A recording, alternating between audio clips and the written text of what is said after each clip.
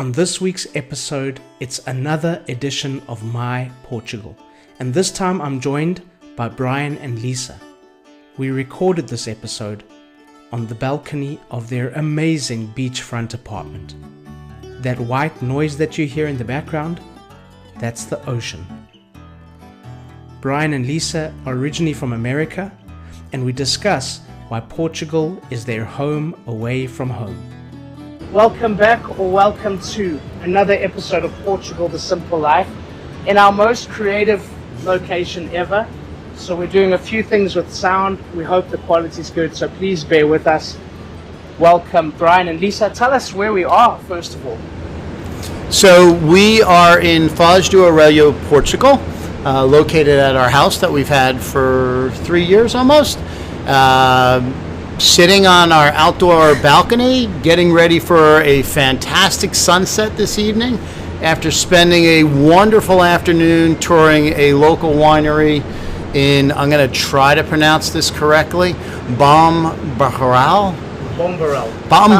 Yeah, you have the R's and the way the R's roll together. I'm not the best. Quinta da Sanguinel. Yes, and what a lovely afternoon. Beautiful. So we're excited to be here with Dylan, and thank you for inviting us for the podcast. Yes. Thank you so much for doing this.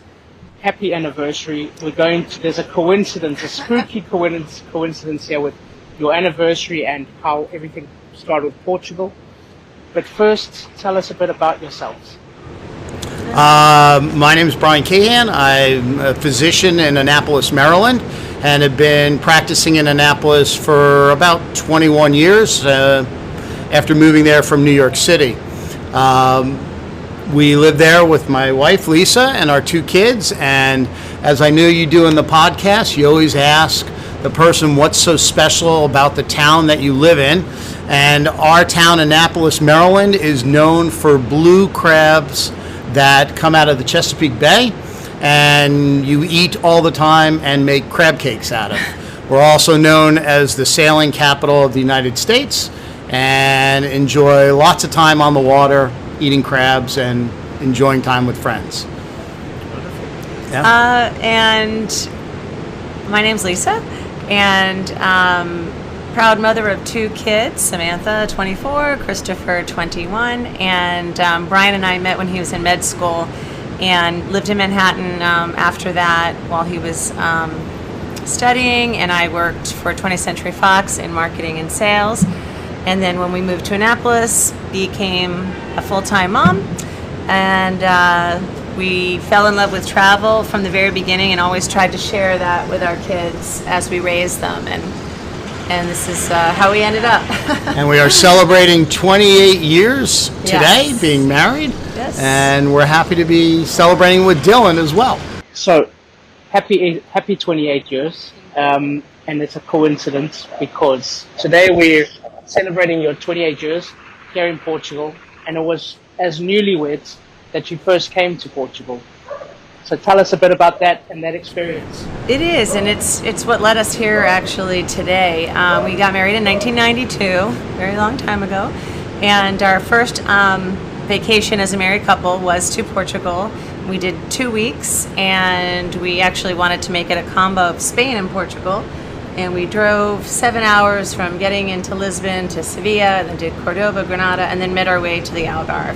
Fell absolutely in love with the Algarve and the beaches and the food, had our first cataplana, and just loved everything about it. And my husband, Brian's always been an avid surfer, grew up on the water in Long Island, New York, and so that was always a part of our vacations too. And part of that trip, we made our way up the coast and stopped and surfed and fell in love and just sort of were young and in love, and wouldn't it be fun someday if we could have a place in Portugal, a beach place in Portugal. We always kind of went back to that. Yeah, we were just so impressed with the whole countryside, driving up the coast, of how natural it still was. It was not a place. The Algarve, as you know, for most people who look at the Algarve, you have a lot of buildings, but driving up that coastline, how it's just so kept natural, and you can drive down these roads and you would just go down this road and it would just open up to this beautiful beach, very similar to here in Foz, where you're just driving into Foz and coming across the lagoon, and you just see this beautiful lagoon open up to the beautiful ocean. You just kind of say, this is unbelievable. Amazing. What were some of the things that surprised you? I mean, everybody always comes with some kind of expectation to Portugal. So what were your expectations coming as a young couple, and what of those expectations were met, and what were the things that surprised you at the same time? I remember, it was a long time ago, but I do remember being concerned, that we didn't speak Portuguese and how was that going to work, and, was very comforted that a lot of people really work with you. If you make an effort, they're going to help you, and a lot of people do speak English here. I'm always admiring their ability because I quite can't catch the Portuguese language yet. I'm working on it. And so I think I was impressed with that. I also had no idea about the food. I mean, everything everything's fresh and cooked right hot, and it was just beautiful. The fish, we were just impressed with everything. Wine. Had our first cataplana on that trip. Yeah, actually, we bought our first cataplana pot, and we made our own cataplana. So, this is going back in the days, being romantic that I am, where you take the wine bottles and you put the candles in the wine bottles, and they're your candlestick holders. But we made our own cataplana and bought our first cataplana pot down there, and had multiple cataplanas since then. I think my expectations. I don't think I was worried really. You always think about a language barrier when you first arrive somewhere. I knew some Spanish, but I knew Portuguese was not really Spanish. But I think the most thing that shocked me was just the friendliness of all the people that we met way back, 28 years ago, and then to this day. You can always say hi to somebody, and they'll respond, and they're not going to be upset that you don't speak Portuguese fluently. I did one trip, a surfing venture with my son, and apparently you're also known for snails here. And we saw these people walking around the farms, we couldn't understand what they were looking for, and they were picking snails, and they wound up giving us about 2 pounds of the snails they caught. Nice. We didn't speak any Portuguese very well, and he was an older gentleman. Yeah, older gentleman, but the little English that he spoke, he explained to us how to cook them, and it was wonderful. So the expectations here is not to be scared, because the people are just incredibly friendly and opening for you. I mean, this was your first trip. You then returned with the kids?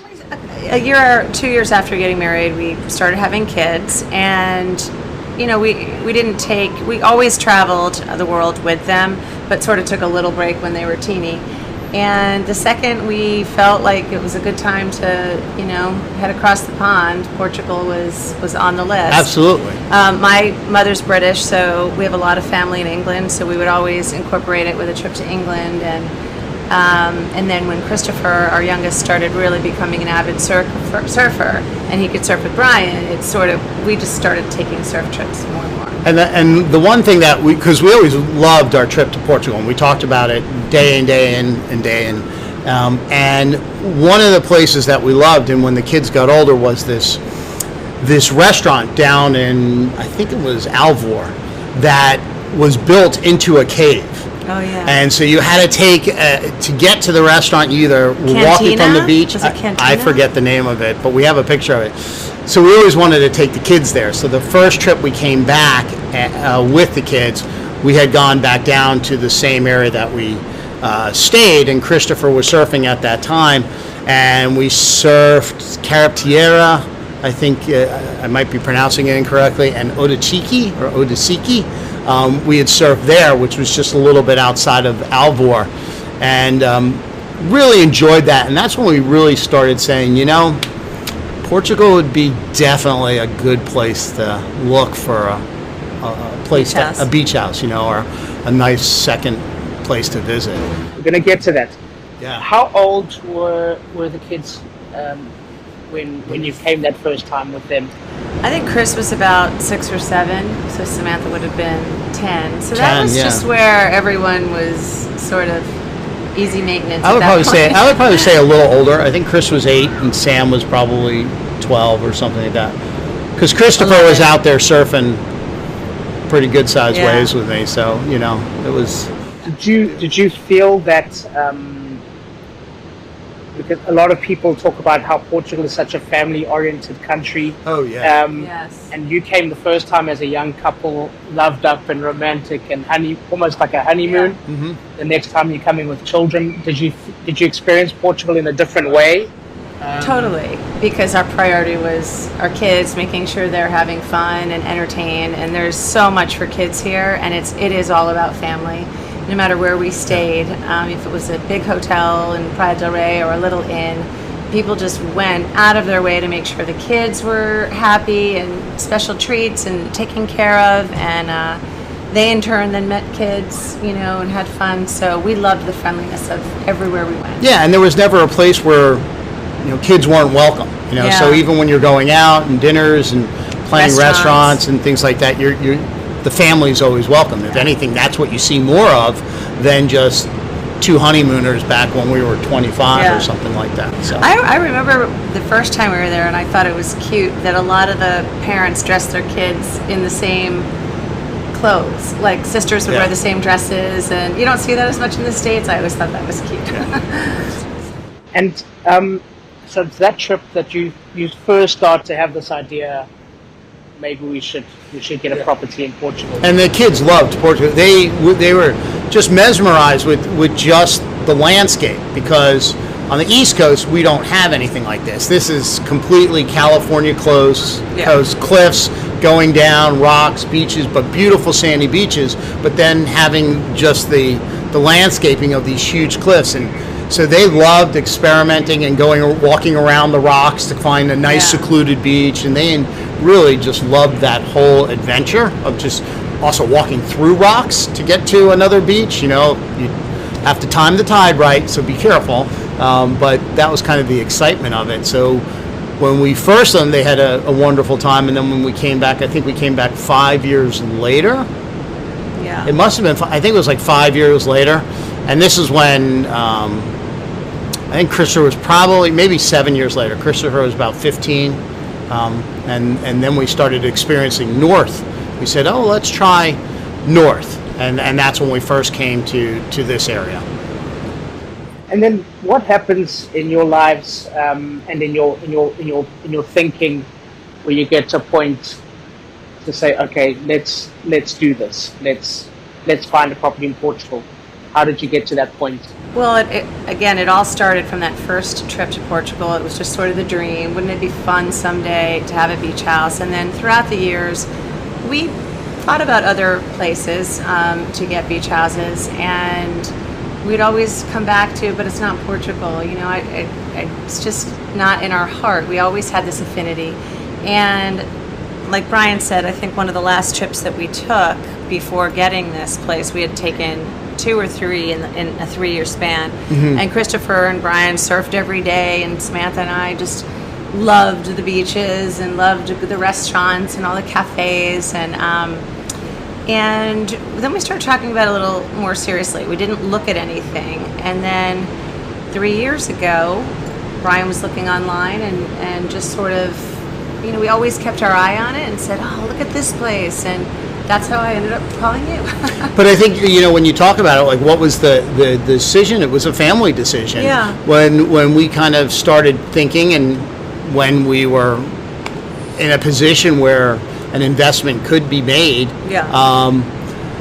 we talked to the kids as well. What do you think? The last time we came here, we had stayed in the Praia del Rey at the Marriott, and so we had experienced this part because, one, Christopher became a better surfer, and Nazare was on the bucket list. So we didn't do the 90-foot waves, but we had some good 20-foot days. And so that's where we came up north. And then as we started talking about that, it was a family decision saying, well, we've looked in the States. What do you think about Portugal. It was a resounding yeah, yes. the kids were hands up. Done. Yeah. Which never happens. Yeah, right. Yeah. Like, okay. And then it really became of what would suit both the surfing side of the family and then the beach side of the family, and where could we do it. And we kind of looked around and seen Peniche, and it's a little too built up, kind of that commercialized area, and then looked up here and really fell in love with it. I mean, I remember receiving the inquiry for the house, and it was a house closer to Praia del Rey, actually. And I saw American phone number, and I thought, this is spam, because back in that day when we got American inquiries, it was most of the time it ended up being spam. But I thought, okay, I'm going to call this number and let's see, and that's how we started speaking. Yeah.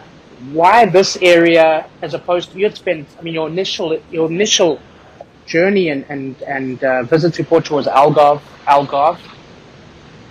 Why this area for you and for the family? Surf. No, I wouldn't say it was just the surf. I would say it's the beaches. I think it's the beaches. I think the people here were wonderful. We didn't want a city atmosphere and the commercialized atmosphere. So the only places we would have probably looked in the Algarve region would have been more in the Carretera, Otochiki area, which is more, it's more north of the Mediterranean.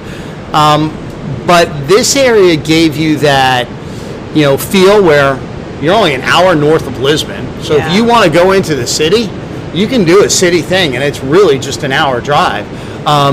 But you have the quaintness of a small town and a beautiful beach. You just can't. You can go look around Supertubos, you can go to Baleal, Lajide, and Ciro, and you just, I'm sorry, this beach, hands down, it beats it all. So you have the capability of, if you're an adventurous person and like the surf, you can drive 20 minutes if the waves aren't breaking here. And that's another thing. For us to drive 20 minutes north-south and find 5 different breaks where we usually have to drive 2.5 hours just to get to our beach, to be able to do that and be in an area where my wife and daughter, and they can just relax the whole day, is just incredible. So that's kind of where we really started seeing up here. I think the other things that Lisa had pointed out as far as looking up in this area was other alternatives for them. So golf is big, and you had played golf and were thinking about it, and when we stayed at the Marriott, that was a big thing that you had looked into too as well. So that's kind of what definitely kept us out of the Algarve and brought us more north. Let's go back to the first interactions and the first steps to actually, we're getting on a plane not to come for a holiday, but to buy a property. Yes. Take us through that. So I mentioned the part about always sort of looking online and keeping our ear to the ground on things. And Brian found a place, and I phoned you, and I said, listen, one of my best friends was visiting, Mandy from high school, and at this point, I said to Brian, listen, I'll go over there and look, but I mean, what happens, if I find the place? I mean, he's like, get it. And I said, so we had this really sort of funny conversation. At this point, we had really talked through the desire to do this.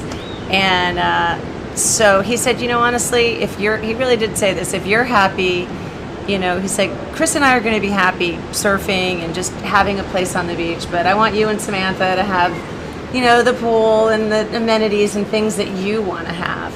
And so I know I'll be happy with whatever you decide. So that was what happened. And then my friend Mandy said, listen, I've got, a bunch of tickets on Delta. If you want me to go with you, I will. So it literally happened within 5 minutes. We had a flight that I called you, I think it was almost the next week or two. And off we went. It was March, and I think it was March 7th, if I recall. And and then met you. And Dylan was so professional and knowledgeable of the area, which I immediately knew that I hit the jackpot with you. I mean, you never know, right, when you're in another country and you're flying all the way over to meet someone. But I was put to ease quickly after meeting you, and kind of just went through our list.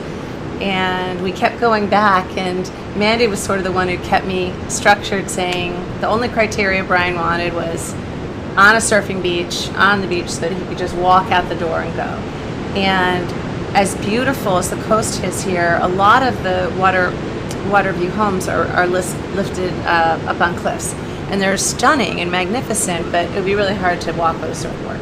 So we kept, remember, going back and forth with this.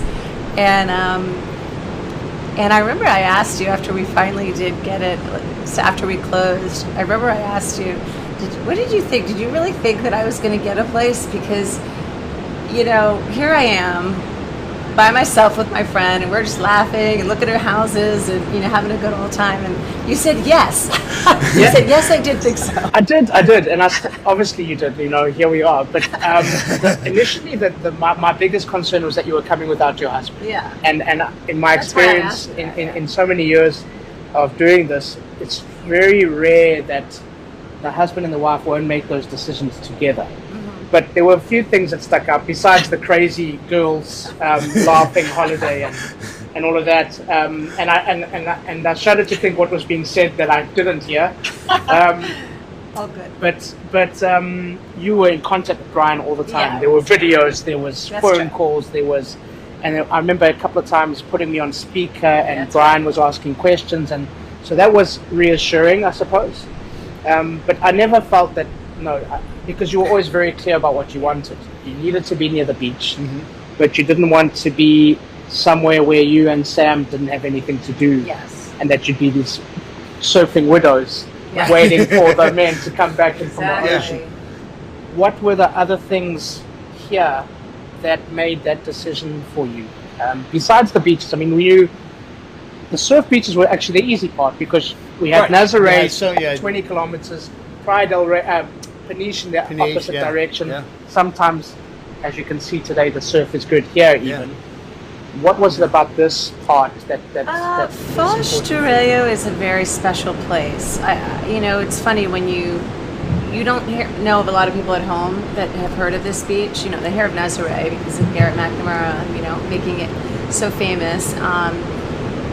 But when you tell someone from Portugal, I have a place in Foz. Oh, Foz, so beautiful. We love Foz. Oh, I grew up going there. I mean, it has a lot of wonderful memories for a lot of Portuguese people, and it's a village. It's small. You walk to the beach cafes. I mean, it's one of the prettiest beaches I've ever seen. But I think that was the other thing, like you said, what else, so that they're not surfing widows. One of the things that Samantha loves, every time she comes here, she gets up, goes to the coffee shop. She goes down to the corner cafe, sits there. They make her a little espresso with the little heart on it, and she enjoys her tosta and her coffee and her fresh orange juice. Sergio's there, and I mean, it's walking distance. And so that was the other thing that I think makes Foz different than every other place is you can walk. You can walk to the butcher. It's a mile, but I ride my bike. But it's fine. Samantha's rode her bike to the butcher, and you can go to the little supermarket in town. The restaurants, you can have restaurants right here that you have on the beach. They're open. There's a real sense of community. There's community here. And, I've gotten to know people in the markets and the Lavanderia and the restaurants, definitely. I mean, we frequent them often because you just can't get a bad meal here. Everything's amazing. But the interesting thing is, you think some of these other beach towns, come wintertime, they're closed. Yeah. Foz is not. Some restaurants are. A la Norte's not going to be open for their, afternoon toastas, but, Europa's open, Pescador is open, Cas de Praia are open all year round. So even though you're coming here, the town is not shut down, and also, which is something we didn't know right off the bat. Well, we didn't know if we were going to be buying a car or not also, and so walking was really important. We did end up getting one, but so the walking to things, the market or bike ride or the fish market or all of those things were really important to us. And this beach is very family oriented. I mean, with the lagoon and the kids, and it's easy swimming, and then of course you've got Brian's probably going to be out there as soon as this finishes surfing. He has surfed this beach every day for 10 days. You know, a lot of times he'll make his way up to Baleal or Peniche. No need this trip. It's just been insane.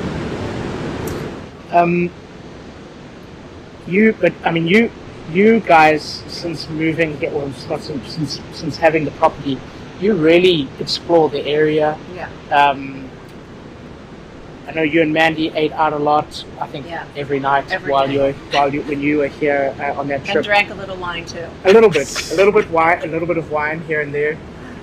There is a videos of you guys shutting down a restaurant, being the last ones to leave, and a Nova Casa in Obi Beach. Exactly. Very jolly. Which we very love. Jolly You video. have to get the steak with the Ramiro sauce when you go there. I like the duck. For me, the duck. The duck there? Yeah, It's okay.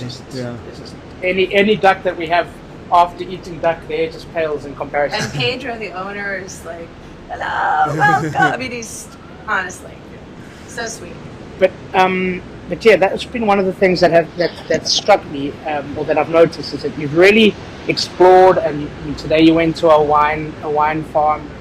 You go to Caldas, you go to Abydos, obviously all the surfing beaches. We went to Fatima. You know, I mean, there's like Fatima. Fatima. There's there's great. beautiful things. Like I think that's another thing that makes this part a little bit more interesting than I think the Algarve. And maybe I'm speaking incorrectly, but I think there's a lot more history in the northern part here. You know, you've had some beautiful trips and we went to that church. What was that? Batala or Akabasa? Batala, which was the one that was the famous it's Batala. architectural It's Batala, one yeah. that is not completely finished, and that was only, you know, a 30-40 minute drive and it was, you know, so there's beautiful day trips that you can do, family or individually. Part of my rule for when we all are here as a family is that I get 1 or 2 days and we as a family go explore a new region that we haven't been to. So it's not just beach, you know, we get some history and culture and try new things, and so everybody, and they always end up loving it, even though they might not want to go in the beginning. Except when we go to Berlinga in the slow boat. Oh yeah. With 6 to 10 foot waves. You don't take the fast boat. Yes, I have stories as well, which we won't go into. You mentioned you felt like here there was a real community spirit. Absolutely. Do you feel part of that community now? I do. Yeah. I really do. I mean, I never know for sure, you know, if I'm nice to everybody and everyone's nice to me, and I think that people know when I come into town, because I hit the market first, I, you know, check in with Elise at Lavender and I do things, and people are very sweet. So I do feel part of the community. And I think as we were coming back more frequently and before COVID, people were recognizing us when we were coming into the local market because of who we were. And you know some of the surfer guys down there. there. So we had one of the waiters was working at one of the restaurants here. I saw him, and we hadn't seen each other in 6 months, and he introduced me to another guy who makes surfboards in Caldas.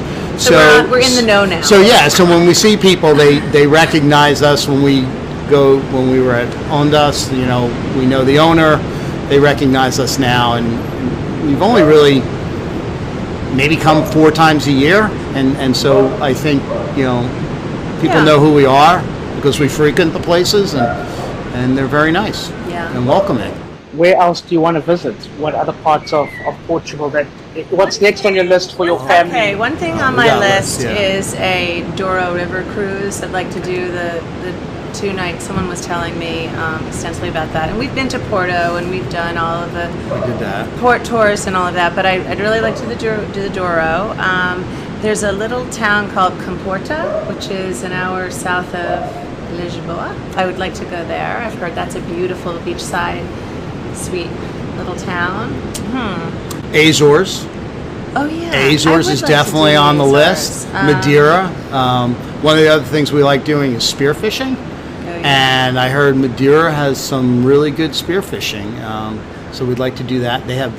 We saw some big pictures of really big hogfish, and those are they are an incredible fish to eat. The fish here is amazing. Yeah. If you come just for the fish, that's a good enough reason.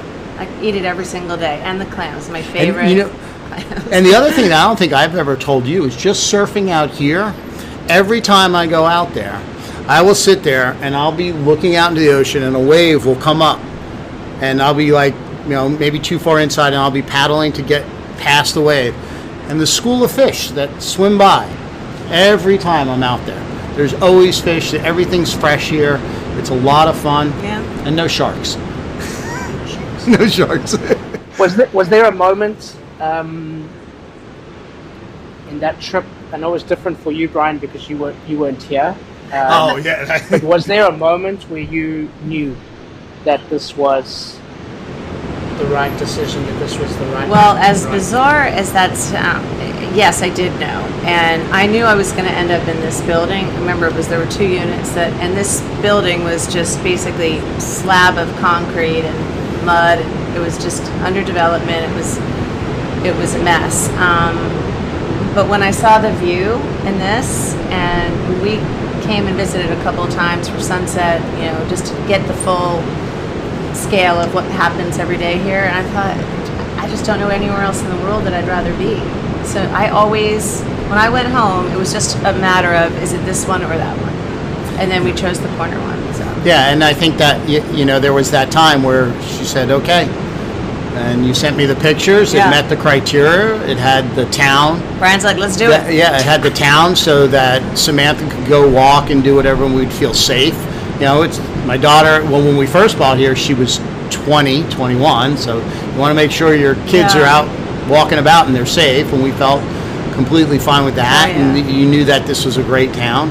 And the view, the pictures you sent of sunset, even though we had the concrete walls, but that was just incredible. Well, and I preferred it, as you know, just to have a slab and do my own thing. And it was wonderful to get in, from my perspective, not everyone likes this, but to have an open palette. And you introduced me to your colleague, Luigi, who is a rock star in my book. He is incredibly good at what he does and responsive and creative, and he helped me design a couple of things that, rather than say, everything he said was, yes, it is possible. Yes, it is possible. We can do that. I mean, it was just amazing. So, and you guys did. You did. You made it happen. I think some people would be nervous about that process because you're in America and you're building a place in Portugal, and how do you manage it? Are things really going to happen the way you think they are? And I'm not familiar with buying property here, and you introduced us to our lawyer as well, and everything was very seamless for us. It really was, and every time I got a picture from Luigi, it was better than I thought it was going to be. I was very happy with the process. We wouldn't be able to speak about this without speaking about Luigi. No. So, Luigi, if you're listening, you're a rock star. We love you. Luigi, to this day, I still email the poor guy with questions and things, and he gets back to me right away, and he's fantastic. How important were and how important still are those relationships that you've built along the way, and how much of a part of this experience has it been for you with building relationships and those connections? Very much. I mean, we just had lunch with you, and I stayed in touch with you, and the birth of your son, and all of these things that mean a lot to me. It's all about relationships, and we're thinking of getting another place, and because of our relationship, I would want you to help us, and so I think it's everything. Listen, if I had a bad experience, I wouldn't want to. You wouldn't be doing a podcast on a balcony. Right, on a balcony. Yeah. But I think the other thing is, like, we continue to build relationships. Yeah. We have our neighbor down the hall that we've become really good friends with. Very helpful. Anna, who's lived below us. I mean, we're friends with her as well. Yeah, and her little dog. And we've met her nephew, or was it the bullfighter? A bullfighter. Bullfighter. And actually, last summer, my son was studying at London School of Economics with some of his buddies, and they all flew over, and Anna said to her nephew, can you take them to the bullfight? And they were invited to the private ceremony that takes He was place he wasn't the bullfight. matador. He was the one that was the head to train when the bull runs at you, Yep. and you tackle the bull. That's what Those he. guys are more crazier than That's what he these did. Crazier than the These boys bullfighter. are all athletes. They play lacrosse in college, big. And so he was amazing to do. I mean, they'll never forget it for the rest of their lives. So, these are things, and it just happens. Right, and those are you're not going to. Those are the things you were talking about. The community of Faj, the community of Caldas. What makes this place so special? I mean, they were we were all just sitting here, and he says, I'll take you to the bullfight tonight, and you meet. And they're like, do you want to go? And the boys were like, yeah. Yeah. So he took 7 boys, and unbelievable. And that's the friendliness of this area. And he treated them all to pizza after. Yeah. I mean, just so sweet. Yeah. I mean, you've done it's a big move coming from America to here. The cultural differences, the distance, the time zone, everything. But what do you want people from America, from your own country, to know about here, about Portugal, about Faj? One little thing is, it's not as far as you think, to the point you're making. So this last trip, I got on a plane in Newark, New Jersey, and was in this apartment in 8 hours, door to door, from takeoff to walking in. Now, granted, the flight was a little ahead of schedule, and I actually, through you, have a wonderful person who helps with transfers and things like that. So it was just seamless. But I was in the house in 8 hours. I mean, that's And yeah, it's really, people will say, wow, you're flying to Portugal. I'm like, well, Yeah.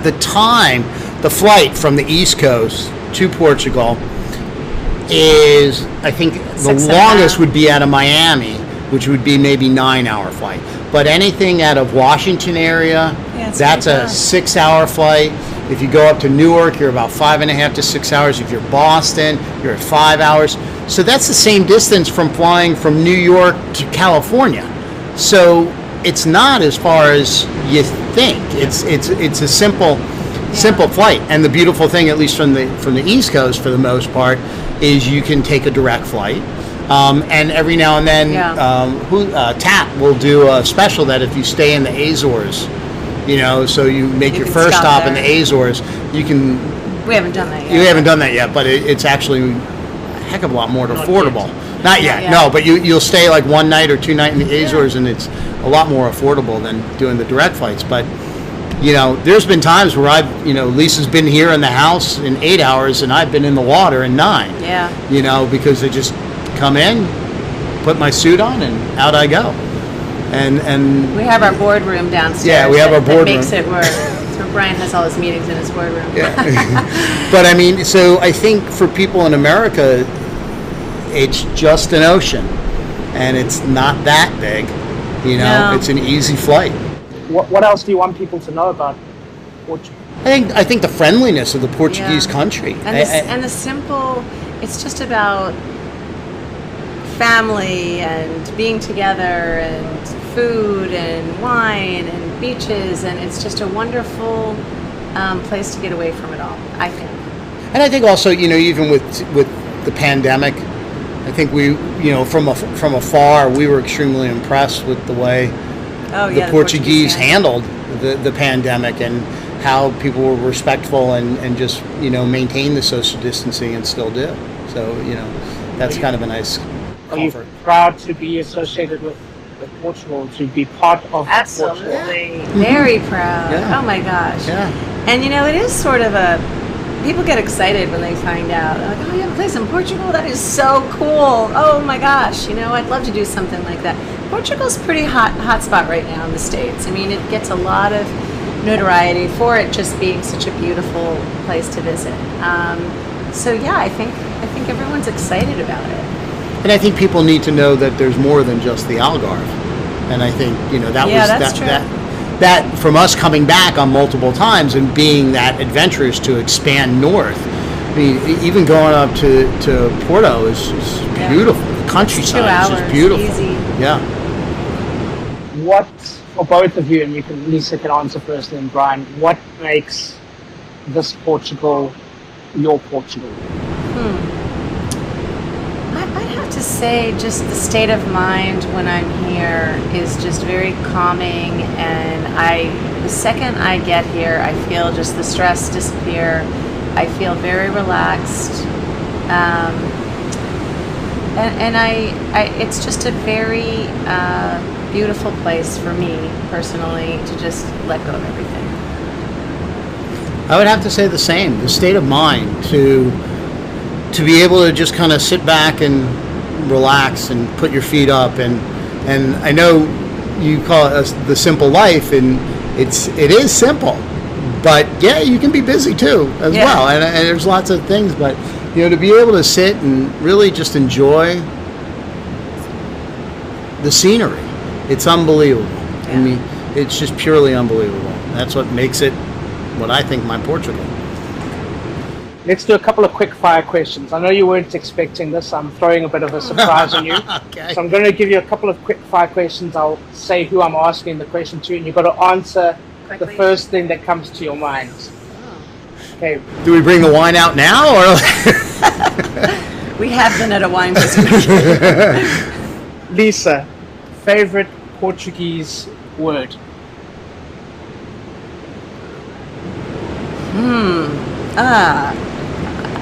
Obrigada.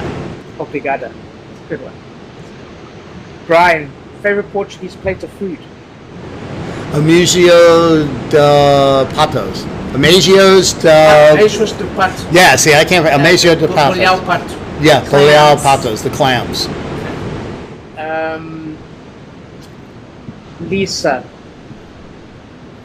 something that's happened to you here in Portugal that you don't think would happen anywhere else in the world? Gosh, so many things have happened to me. Well, I don't know. Can Brian answer that one?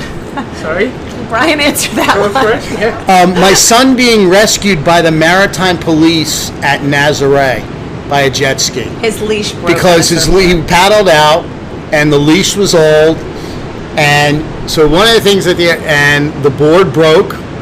The board comes washing ashore while I'm on shore without him attached to it. Fog tends to set in sometimes around here, so you couldn't see him out there. Yeah. That was not and the lifeguards and myself trying to figure out where he was, but I have to say, had a happy ending. it had a happy ending, and these guys were so professional. Within 7 minutes, the guy radioed, got the guy from his house, left the port on the jet ski, picked up my son, who was he was fine. He didn't know we were crazy on the beach looking for him. He was just sitting there floating out there saying, how am I going to get back in? So yeah, that was one of the things I would not have expected. One more for Lisa. If you could import anything from Portugal into America, what would it be? Well, I've done that. No kidding. I've done that a lot. Well, I always go home with beautiful linens as gifts for people. I'm obsessed with just finding unique, beautiful linens. And I also really love the pottery. And one thing you cannot get at home, and I do bring home, is white port. I love white port, and it's impossible to find in the States. Yeah. You do not have white port in the States. And the pottery is beautiful. Yeah. The pottery, it's always handmade. It's beautiful. Very nice. Finally, a question that we ask all of our guests, and Brian, you can answer first, and then Lisa. Portugal, the simple life. Why? Why is it the simple life? Because you can be at rest with just, if you just listen to what's going on in the background while we're sitting here talking, just the breaking waves in the background, really just kind of is soothing and makes you relax and kind of, for me sometimes, forget about the chaos. And it's nice. I think for me, it's because it's our entire family's happy place. It's not just Brian and mine or the kids. It's just all of us when we're together. And we've had the opportunity to share it with my parents and brother and sister, and they've been over. And I think it's the simple life Because of the unique way to connect with family. Beautiful. Thank you so much. I've loved it.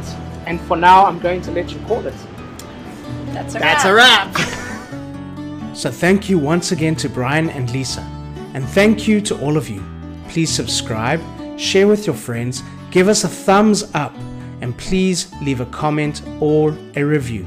We'd love to hear from you. And as you say in Portugal, te próxima. Welcome to the simple life.